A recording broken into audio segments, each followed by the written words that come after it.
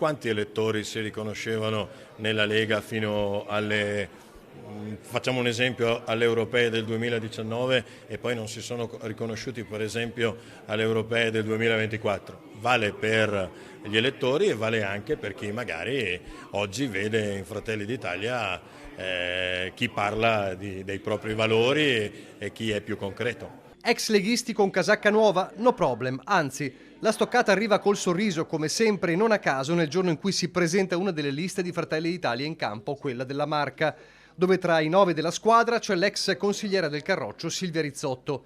E in attesa che a Padova si concretizzi il passaggio clamoroso di uno zaino di ferro come Luciano Sandonà, liquidato dalle liste della Lega, e nel veneziano di un altro nome di spicco di cui si vocifera da tempo come Fabiano Barbisan. De Carlo nicchia sulle ultime ipotesi in attesa della chiusura del cerchio in queste ore nelle due province. Meglio abbondanza comunque che carenza. Gestire l'abbondanza non è mai una fatica, è sempre come quegli allenatori di calcio che hanno la panchina lunga e poi possono permettersi di scegliere l'assetto migliore. Nella Marca dunque l'assetto migliore vede tanti amministratori in campo, dal vice sindaco di Montebelluna e Punta di Diamante Claudio Borgia, ai primi cittadini come Mattia Perencina a Fara di Soligo, Marco della Pietra a Spresiano, Arnaldo Pittona a Meduno di Livenza, o consiglieri comunali o assessori come Francesca Rigo a Godega di Sant'Urbano, Chiara Bortolato a Mogliano Veneto e Alexa Spina a Pieve di Soligo.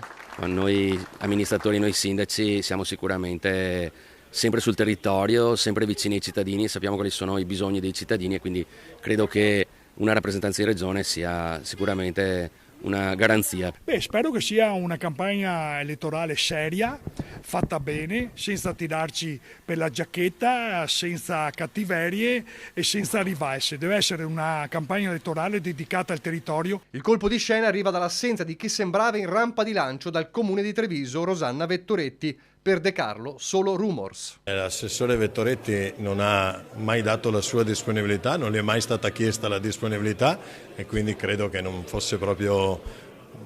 ne sia mai stato neanche in discussione. Vettoretti sta svolgendo un ottimo lavoro nel comune di Treviso, come la sua collega Gloria Sanaggiotto devono concentrarsi nel continuare a portare avanti quel lavoro. Per una Vettoretti mancante, una new entry particolare, la contessa e imprenditrice coneglianese Albina Verecondi Scortecci, che lo scorso anno arrivò in finale all'Isola dei Famosi. Una ventata di freschezza, di novità, perché io sono nuova e sono nuova anche sinceramente nella politica, perché per me è una grande sfida, sono onorata, darò il massimo, ma realmente anche per me è una novità.